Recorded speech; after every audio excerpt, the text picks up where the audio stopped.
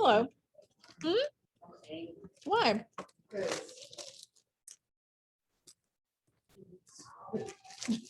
Hi, Hayward. Miss Teddy was on the study guide on like Monday. It was due by Wednesday, and then I was the only person that did it and turned it in. So we just went over it. That's really annoying.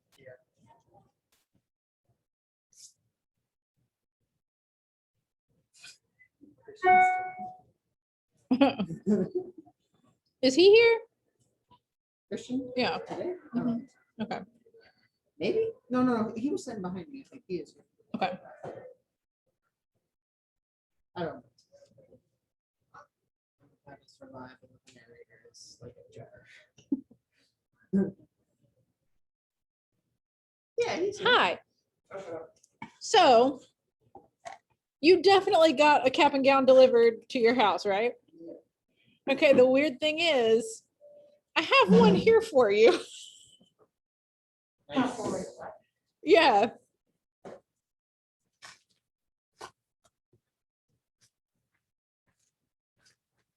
I'm like, what is this? Philip Simmons High School. I was gonna say, guys, what the F? What's going on? I've never heard of them. Really good. Christian Cromwell. It's a nostalgic smell, but I can't figure out what it is. Is it coffee? Okay, I have no idea who this is actually for. What I'm gonna do, Christian, is give you yours. Does he have a free cap and gown? If you want it. If you'd rather me like keep it, then I'll keep it. Keep it? Okay. Anybody else? Do you want yours? Yes, you got yours already. Oh, no, it's in my Tuesday. I don't Is Troy here? know. No, it's not. Okay. Free is not good. I'm gonna keep this for right now and email the people and be like, hey, what's going on?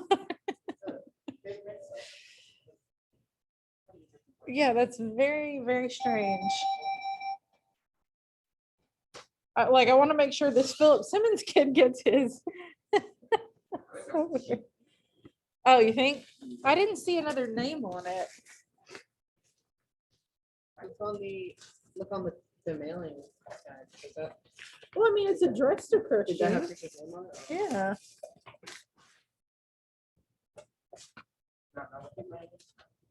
I don't see another name anywhere. This is definitely Are we not gonna us be though, able to because decorate our caps? yes. That's not our colors. Yeah. So how weird is this? They Are you gonna come hang out they with us? sent Christian cap and gown for another school. They also, I mean, they sent his real one here to me, but like, So weird. Where you going? I gotta go to a pot. No, you don't. hello. Hi, how's it going? I'm good. Not yet, but he is standing at my desk like he wants to talk to me. Wait, is that my mouth?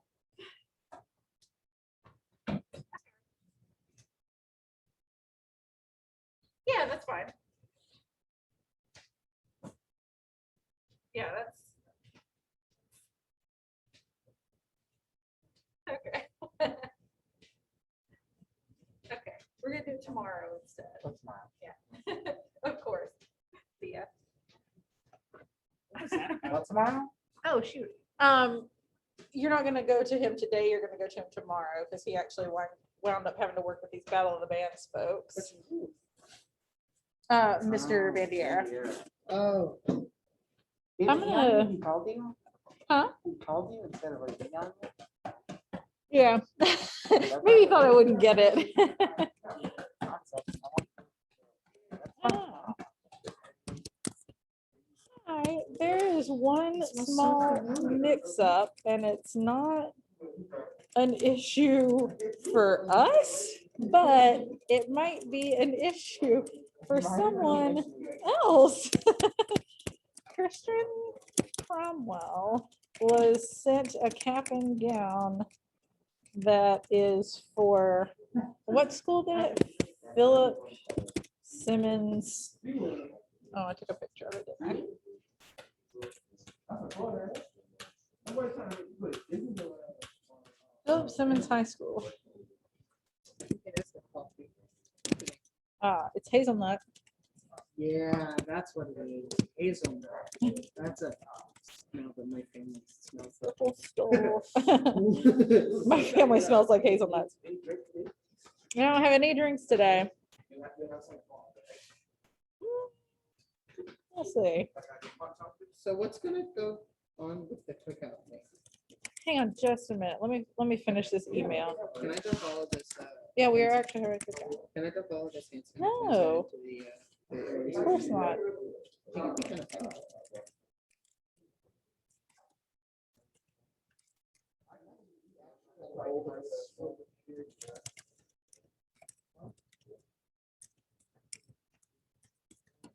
That would be pretty cool. Wow. A guy from a band got arrested because he had 3 human skulls in his face. Whoa. Oh. What? Yeah. It was the guitarist for Cannibal Corpse, which is a really funny band. Thanks. Yeah, like the whole band, except for him, is like regular people. Like the lead singer looks like he's in a metal band all the time, except he has like his World of Warcraft. It's not a metal band? What? It's not a metal band? What? It's not a metal band? It is a metal band. Okay. Oh, yeah. So, yeah, that What? makes sense to me. Yeah. It's not. But like, everyone in the band is like regular people except for the guitarist who is currently into in skulls. prison because he had human skulls and a whole bunch of drugs. Yeah, you can't just have skulls and drugs laying around. Yeah. You gotta hide your skulls and drugs if you're gonna have them. Yeah. Yeah, I know. I watched an interview with the lead singer. He was like a super regular guy talking about how he loves to discount shop at Target. Is that where he caught all those skulls? Relatable. Is that where he got all those skulls? Oh, funny. Also, what was I gonna say? I was talking about Mr. Game. Yeah, what I was gonna do with my project is once I was like gonna record it like 1 or 2 weeks early. And I don't know if I can do this. Probably can't, but I probably can't. But I was gonna send it to him. I was like, all right, how good is this recording? Yeah. I wanted him to like grade it on his own, and then I was gonna be like, all right, then I can put it on my Yeah, that makes sense. drive. Yeah. Because I really need to pass this one. Yeah. I'm glad you said pass because I need to talk to y'all about a thing.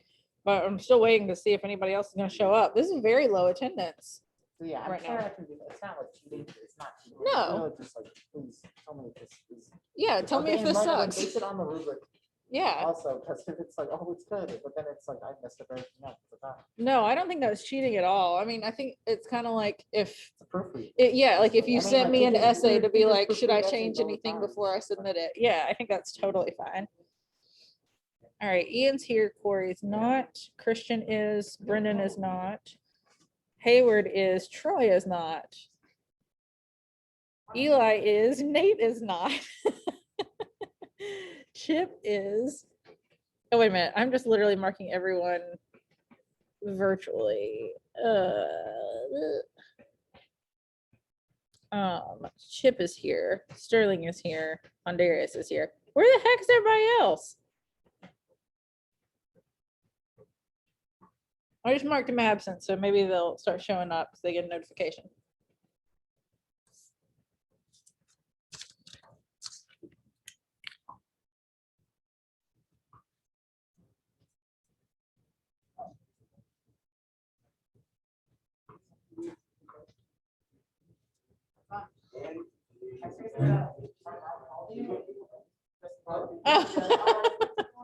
Oh, he's right here.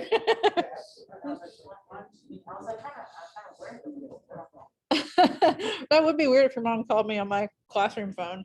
I mean, she can. Yeah. It'd be so weird if she was like, is Ian there? Just tell him I love him. Just wanted to say I love you.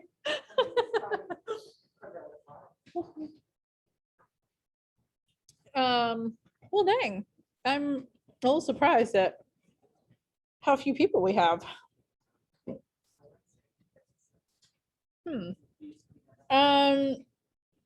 Someone asked a question. I was like, give me a minute. Who asked the question? I don't remember what it was about, something senior related.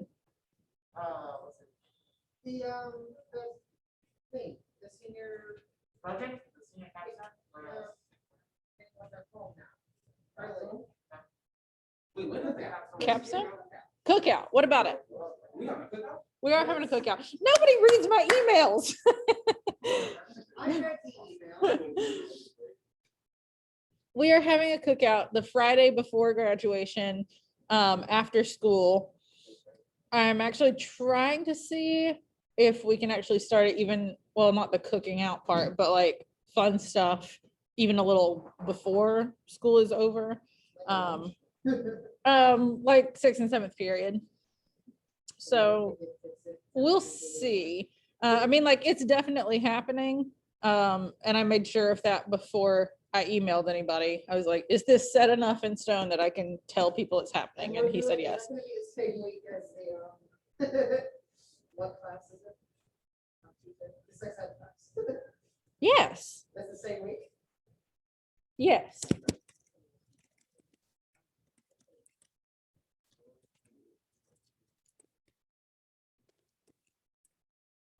Y'all do need to read emails more closely though, because like, I don't know what's since going I on. sent that email, Going on. well, we don't have it all planned out yet. But we have like a month, so Will we it's need all to- right. will we need to, like, pay for anything? Mm-mm. They'll take it out of the budget. so- Yeah. Yeah, that's what I mean. I know the snow cone people are coming back and you don't have to pay for snow cones. Wait, you don't have to pay for that? You don't have to pay for the snow cones. Good boy. Oh, shoot. Mr. Nykirk is making food. He's grilling. I would think hot dogs and hamburgers. What and are you I'm, talking about?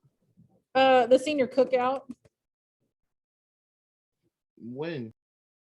See, nobody reads my emails. When? June 11th, that's the Friday before graduation, after school or maybe at the end of school until 7 o'clock. And we'll have like games and fun stuff. The snow cone people are coming back and Mr. Nykirk is grilling food. Yeah.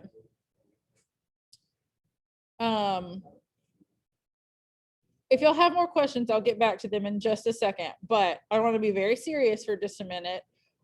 Some of you, I'm very proud of the work that you all have done in my class this year.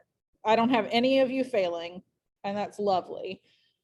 Some of you are failing other classes. And I think you have to realize that you could be in danger of not graduating if you don't pass some of your classes. Now, if you don't pass like piano or percussion or something, that's probably not going to hold you back from graduating. But if you don't pass math, that seems to be one that is giving people trouble, or bio, then you could be in danger of not graduating, particularly if you don't pass both of those classes. Now, I don't know exactly how it would work. We have had a situation in the past where someone didn't pass one class that they needed, and we still let them walk at graduation, but gave them like a fake diploma, like a placeholder. And they had to retake it over the summer. If you're failing more than one class, I don't know that that will be the case. So I'm just letting you know, and I mean, I'm certainly not mad at anybody about that, but I want everybody to be able to graduate, not just because it's a fun event, but because I want you to be able to move on from high school. It's very important. So that being said, I got a little bit worried about it the other day about some of y'all's grades once I started looking at your grades in all your other classes, and talked to your other teachers to see like who they were worried might not pass.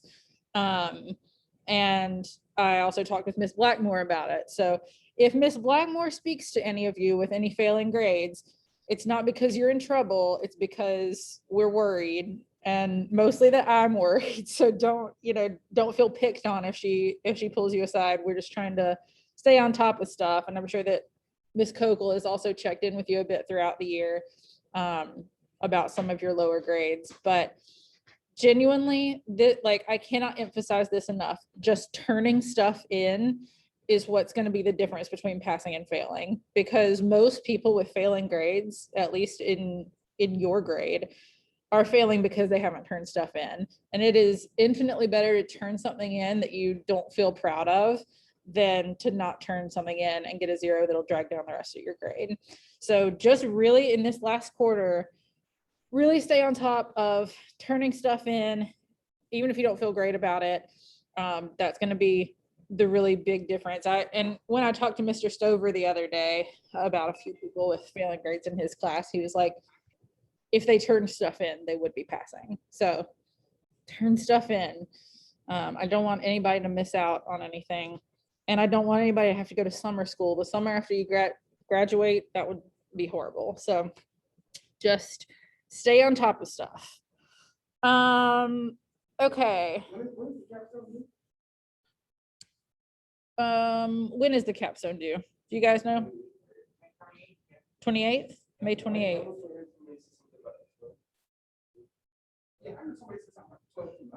The 12th is Battle of the Bands. I wonder if that was what it was. I don't know. 28th. The only other thing I was gonna say was, if you are an in-person person at all, I have your cap and gown. I said this yesterday too, but now I have everybody's. If you want me to keep them until shortly before graduation, I certainly can. A couple of people have been like, I'll lose it. So I'll keep them. If you're a virtual person, they're downstairs. And you can just go to the office or just come into school, and Gabby or whoever's sitting in the little vestibule thing will have yours. Some people have two. Christian got sent a cap and gown that's not for Allegro. He also got sent one that is for Allegro, but there's just this random one that we don't know who it's supposed to be for. So trying to figure it out. It's so weird that, like, it's just so weird. Different colors and everything. All right. Let's, One more question. yes. Y'all gonna have a water slide? Probably not a water slide because they're actually very expensive. Water balloons, that can happen. Maybe a slip and slide or something. Yeah. Or we get 2 slip and slides. We'll you know, see. Facing each other. And they That attack. that sounds awful. We'll see. Just see what bone breaks first. I kind of, for some reason, didn't think Nightcirk would even go for water balloons, so I don't want to push my luck too much, but I know some of you guys said faculty student basketball game would be fun. Can we bring a water gun from home with us? I want to play Catan with the teachers. You want to play Catan? Yeah. All right. Could probably make that happen. We could set up like a little game station. What? Oh. And bring that. Cornhole I have on the list. Miss Darling has a cornhole set, so we'll bring that.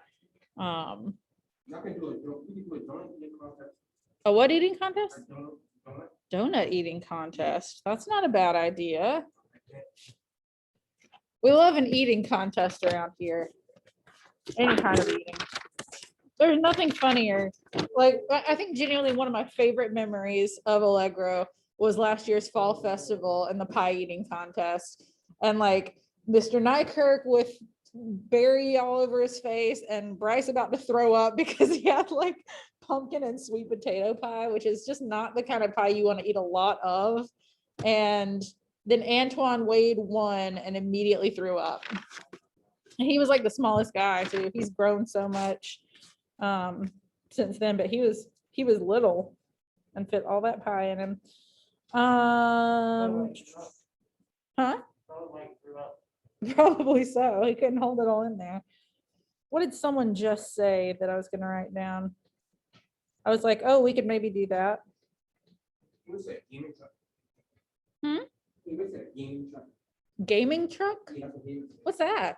Oh, these are cool. It's It's basically- Oh, They bring this like trailer and it's filled with TVs and couches and then a whole bunch of fun stuff.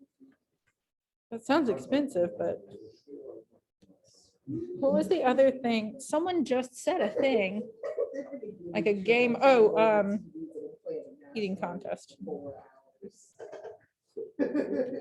right. I mean, there's no shortage of ideas, so we got a month. We'll figure it all out. Snow cones are secured, food is secured. Ice cream? I'll write it down. You know what? You told me to bring apple cider and then you drank all my hot chocolate. So, so your requests are secondary, but maybe.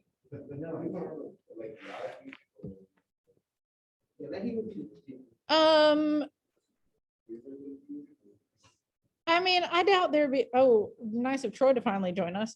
Probably not like live music or anything. If anything, we'd just be like playing stuff over a stereo or whatever, or speaker. Stereo. What year is this? Hi, Troy. Let me go fix your attendance before I forget. Troy, if you're here tomorrow, I have your cap and gown now. Shut up. I went to the dentist just yesterday. Twins. Troy go to the dentist? Yeah, he just got back.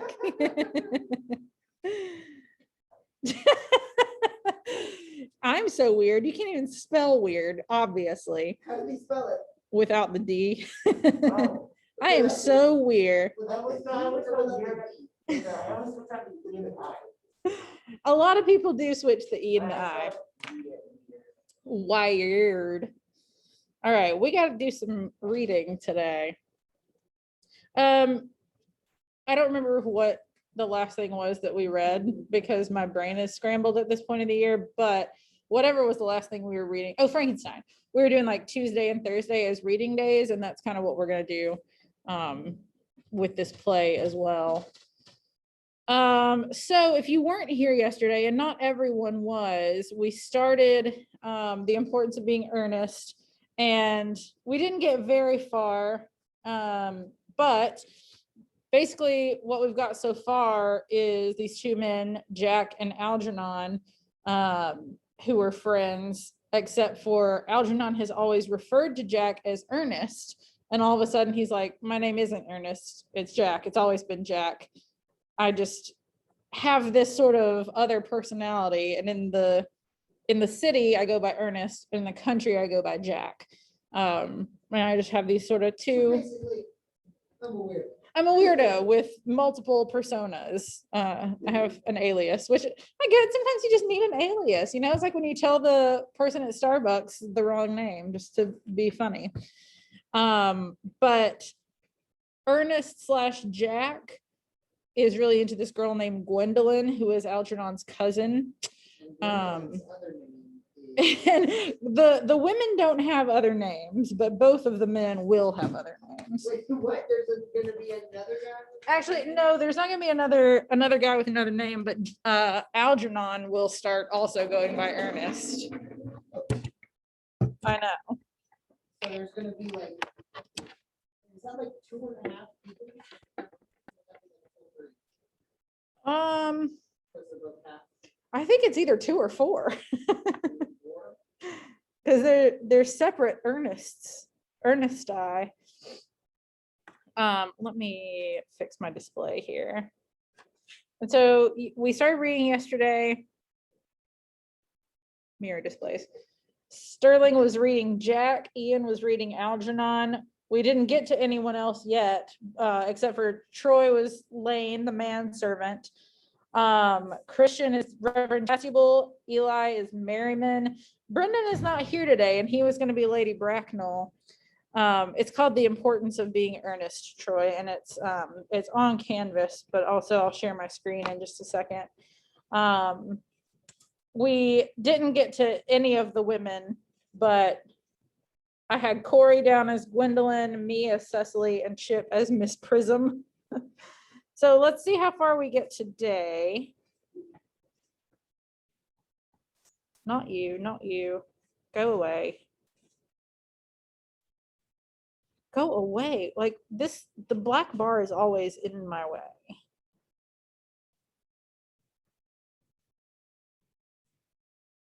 Okay, so this is where we left off at the bottom of page 9.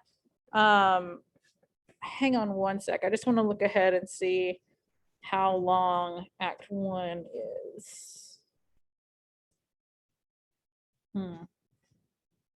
Okay. I might assign y'all to finish reading this on Monday when I'm not here.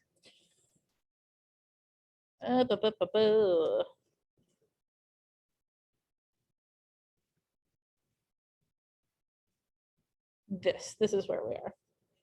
So we'll just get as far as we can get today.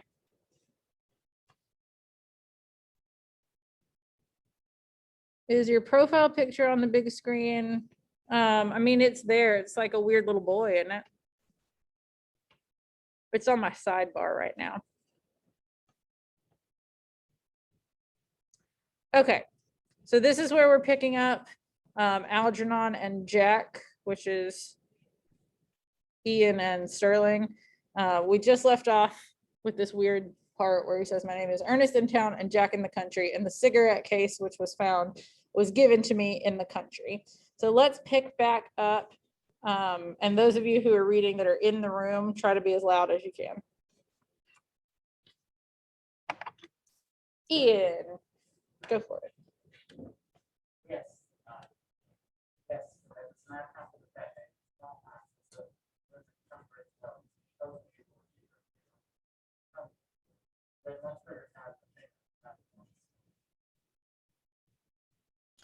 My dear Algie, you talk exactly as if you were a dentist. It is very vulgar to talk to me like a dentist when one isn't a dentist. It produces a false impression.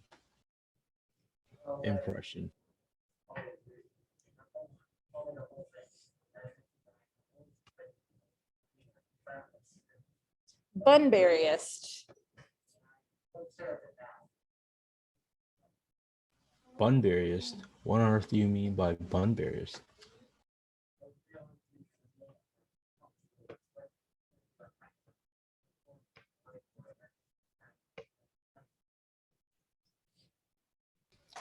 Well, produce my cigarette case first.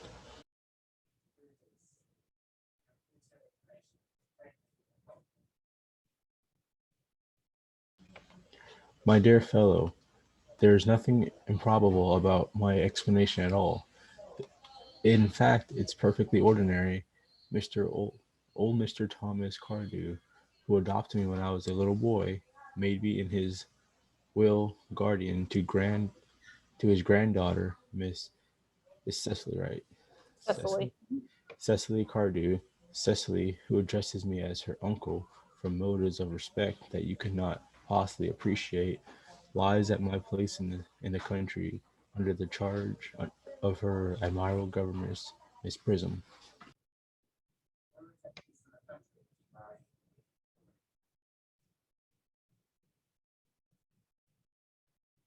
That is nothing to you, dear boy. You are going to be invited. I may tell you candidly that the place is not in Shropshire.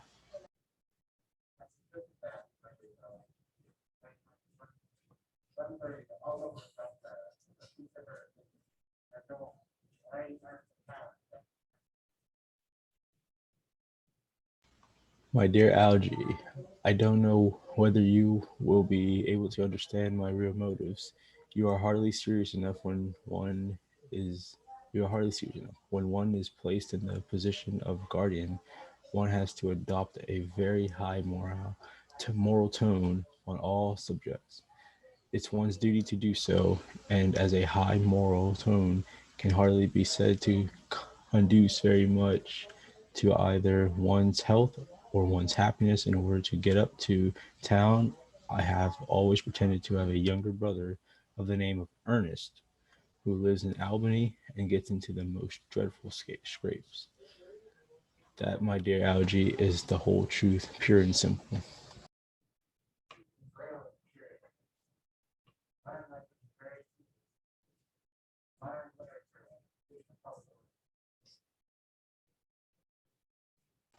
That wouldn't be at all a bad thing.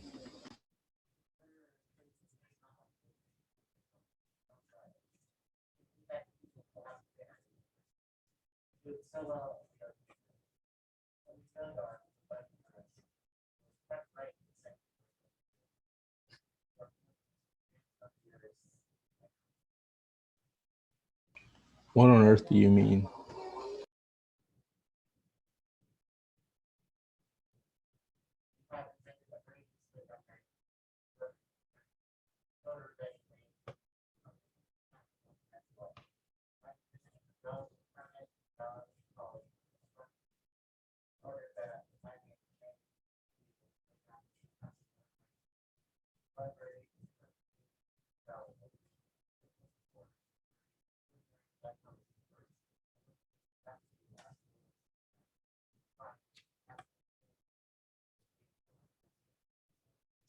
Let's pause for just a second. So both of these guys have like fake personalities. Jack has invented this fake personality that he actually adopts. He, like, when he's Jack, he tells everybody he's got this younger brother named Ernest who's always getting himself into all kinds of hijinks, and he has to go into town to help Ernest. And then when he goes into town, he just takes on the persona of Ernest, and everyone who knows him from town thinks that his name is Ernest.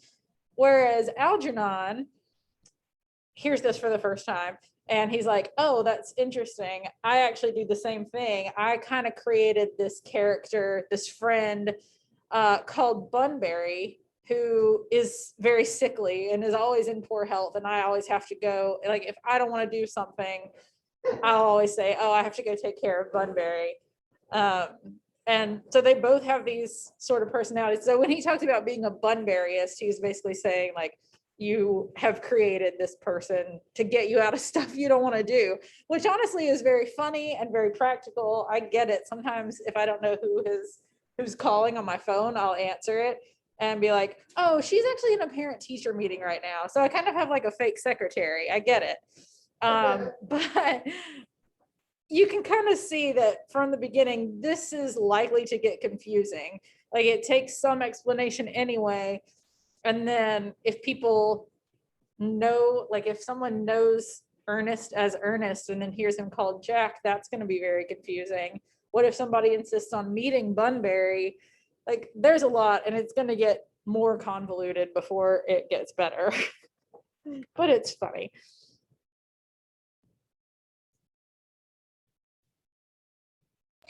I haven't asked you to dine with me anywhere tonight. Algernon. Is me? Oh, my bad.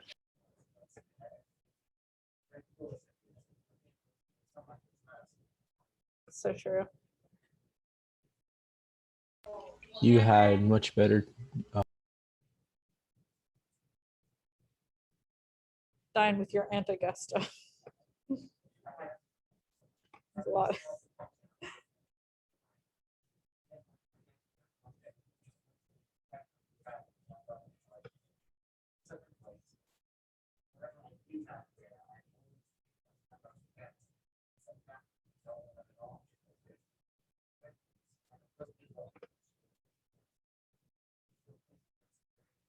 Farquhar.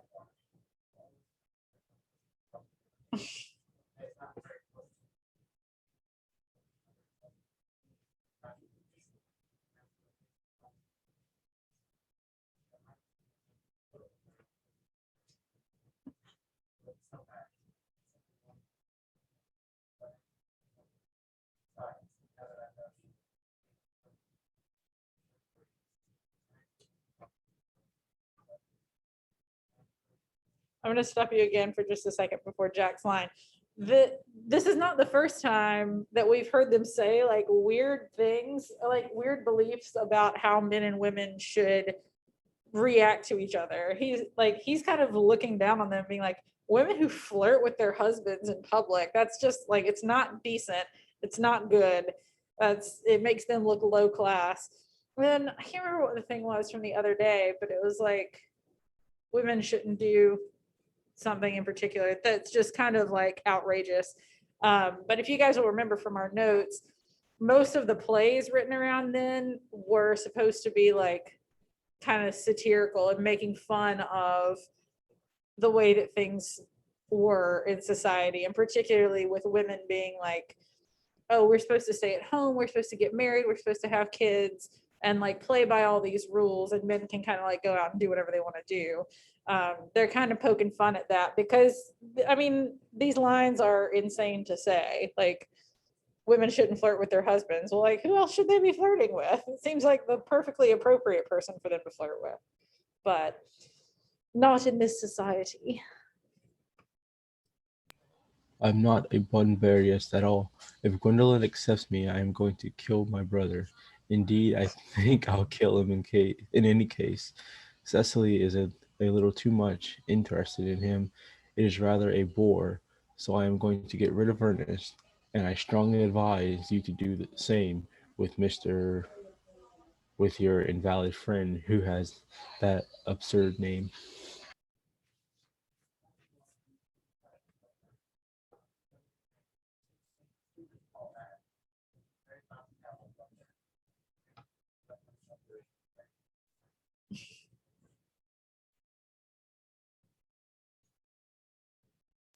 That is nonsense. If I marry a charming girl like Gwendolyn, and she is the only girl I ever saw in my life that I would marry, I certainly won't want to know Bunbury.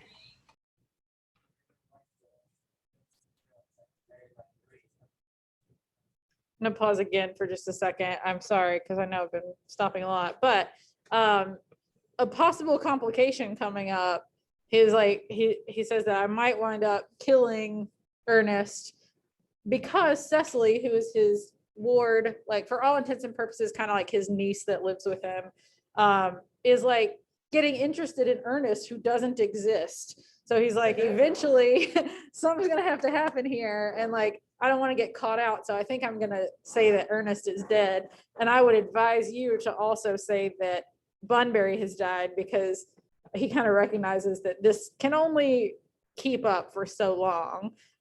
Somebody's going to find them out and trouble will ensue.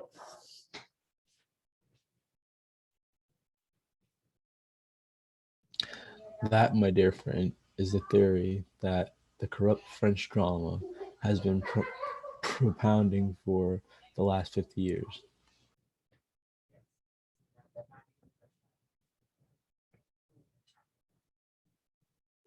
For heaven's sake, don't try to be cynical. It's perfectly easy to be cynical.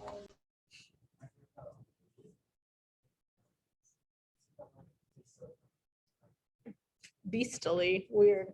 An electric bell. Ding ding.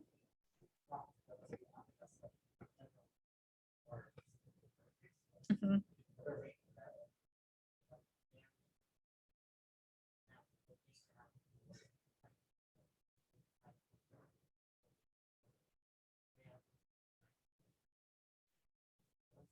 Willis's. I suppose so, if you want to.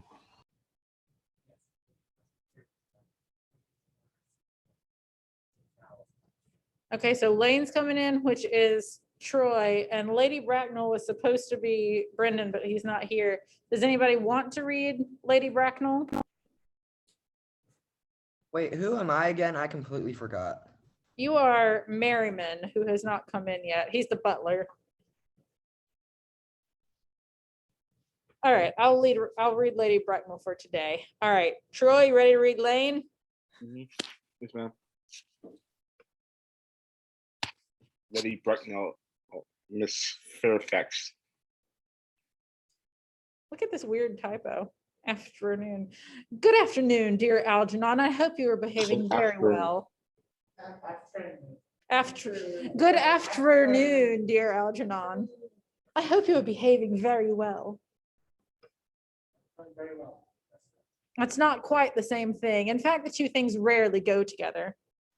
Oh, sees Jack and bows to him with icy coldness. Seems like she doesn't like Jack. Gwendolyn. Corey, I got you reading Gwendolyn. I am always smart, aren't I, Mr. Worthing? You're quite perfect, Miss Fairfax. Oh, I hope I'm not that. I would leave. I would leave no room for developments, and I intend to develop in many directions. I feel like that's maybe a little innuendo. Like, I'm gonna develop a little bit more. She is a young girl, so I don't know how old, probably like 15 or 16, which was, it was fine to like get married then. Okay, Nate. I'm sorry if we're a little late, Algernon, but I was obliged to call on dear Lady Harbury. I hadn't been there since her poor husband's death. I never saw a woman look so altered. She looks quite 20 years younger from her husband having died. And now I'll have a cup of tea and one of those nice cucumber sandwiches you promised me. Won't you come and sit here, Gwendolyn? Thanks, Mama. I'm quite comfortable where I am.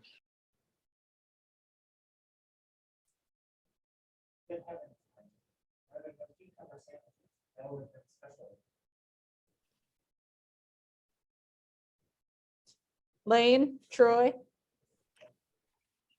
So there was no cucumbers in the market this morning, sir. I went down twice.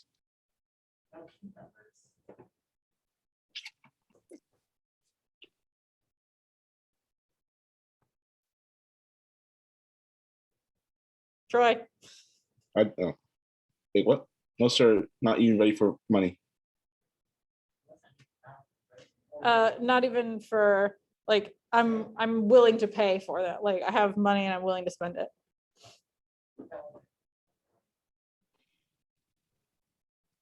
Thank you, sir.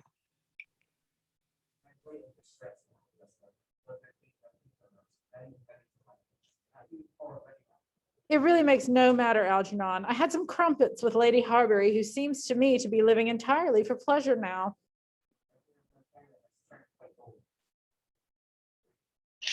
Oh, it's odd. It certainly has changed color. From what cause, I, of course, cannot say. Thank you. I have quite a treat for you tonight, Algernon. I'm going to send you down with Mary Farquhar. She is such a nice woman and so attentive to her husband. It's delightful to watch them.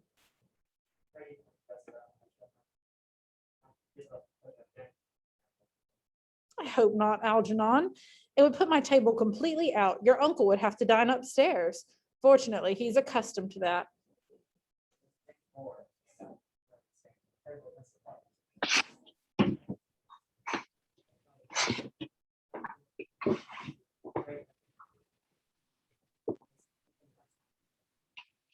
It is very strange. This Mr. Bunbury seems to suffer from curiously bad health.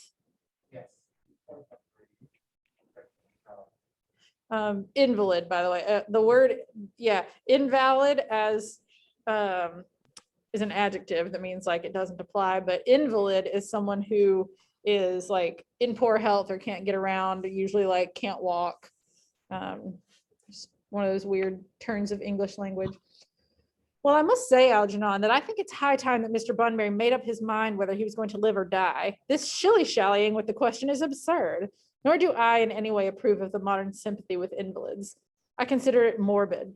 Illness of any kind is hardly a thing to be encouraged in others. Health is the primary duty of life. I'm always telling that to your poor uncle, but he never seems to take much notice. As far as any improvement in his ailment goes, I should be much obliged if you would ask Mr. Bunbury from me to be kind enough not to have a relapse on Saturday, for I rely on you to arrange my music for me. It's my last reception and one wants something that will encourage conversation, particularly at the end of the season when everyone has practically said whatever they had to say, which in most cases was probably not much. And by the way, back then when they talked about the season, this is not a thing that we do anymore, but and I don't know like what time of year the season was, probably like spring and summer, but it was like the social season where you go out and like have parties and balls and things like that.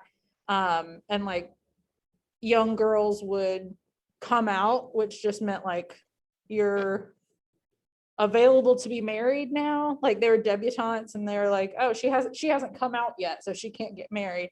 But then like each season, girls of a certain age would come out into society. But when they talk about the season or like this is the last reception, they'll like stop having parties after a while.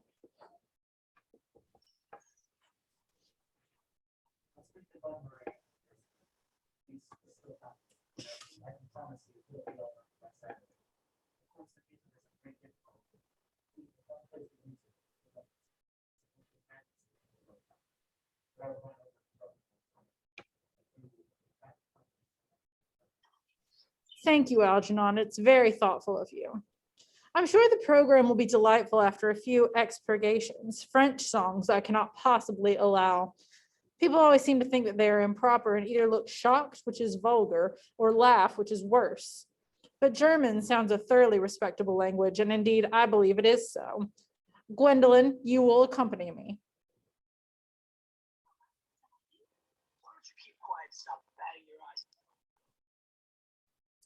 Gwendolyn. Corey. Certainly, ma'am. They go into the music room, Gwendolyn hangs out, and Jack and Gwendolyn are going to chat. Charming day it has been, Miss Fairfax.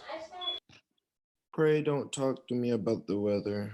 Mr. Worthing, whenever people talk to me about the weather, I always feel quite certain that they mean something else. And that makes me so nervous. I do mean something else. I thought so. In fact, I am never wrong. And I would like to be allowed to take advantage of Lady Bracknell's temporary absence. I would certainly advise you to do so, ma'am. Has a way of coming back to you suddenly into a room that I have often had to speak to her about. Miss Fairfax, ever since I met you, I have admired you more than any girl if I have ever met since I met you. Yes, I'm quite aware of that fact. And I often wish that in public, at any rate, you had been more demonstrative. For me, you have always been an irresistible fascination. Even before I met you, I was far from indifferent to you. We live, as I hope you know, Mr. Worthing, in an age of ideals, monthly magazines, and has reached the provocal pulpits. I am told, and my ideals has always been to love someone of the name of Ernest. There is something in the name that inspires absolute confidence. The moment Allergan first mentioned to me that he had a friend called Ernest, I knew I was destined to love you. Okay, so just pause a second. Jack is kind of trying to like get around to proposing to her. And what she says is like, yes, I'm interested in you and I like you. And I knew I would ever since I first heard that this person named Ernest was around, because I just knew that I love the name Ernest. I think it says a lot about a man. And I don't know how I could ever love anyone who wasn't called Ernest. But dramatic irony, we know that's not his name. So there's definitely like some issues that can arise here.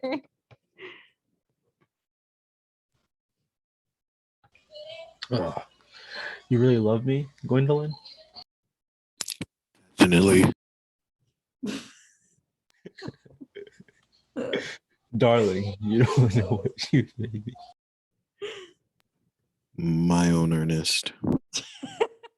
Her voice right now.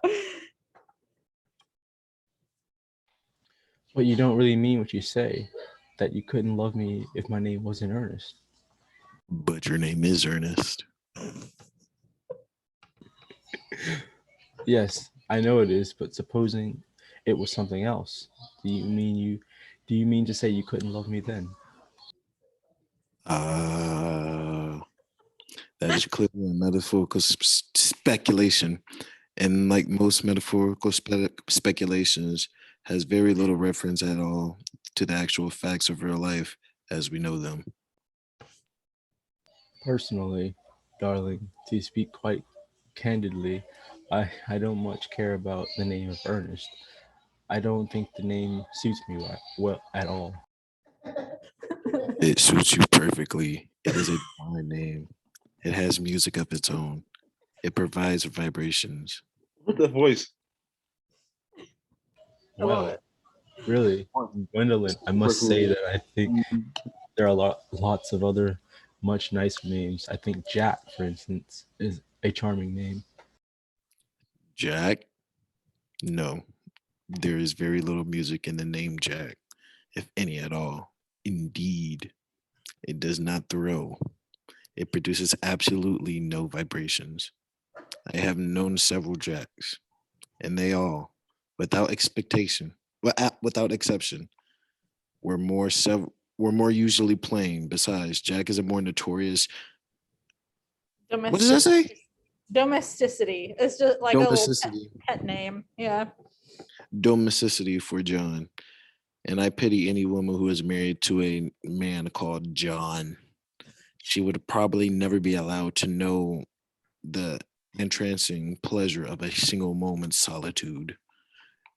The only real name, the only real safe name is Ernest. Gwendolyn, I must get christened at once. I mean, we must get married at once. There's no there's no time to be lost.